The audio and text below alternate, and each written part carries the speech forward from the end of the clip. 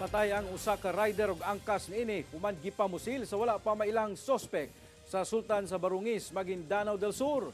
Naka-alerto si Efren Mamak.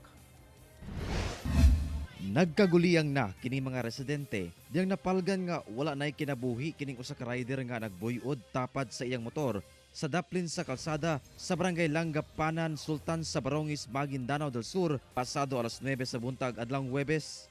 Nailhan kini nga usa ka mag-uuma og residente sa lungsod sa Buluan sa maong probinsya.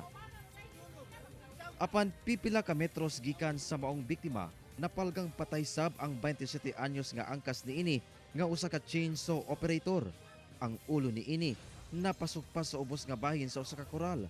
Sa investigasyon sa kapulisan, gipamusil ang mga biktima sa makadagang higayon sa wala pa mailing sospek nga dayong misibat human sa krimen sakay sa motorsiklo.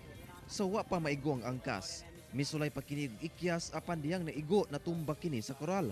Nakahiagom og mga samad pinusilan sa lawas ang mga biktima. Ginasuta pa sa PNP ang motibo sa pagpamusil. Naglusad na sab sila og dragnet operation alang sa pag-aresto sa sospek. Ginasulayan pa sa GMA Regional TV1 Mindanao nga makuha og pahayag ang kabanay sa mga biktima. Kauban si Gary Balantay, Efren Mamak, 1 Mindanao.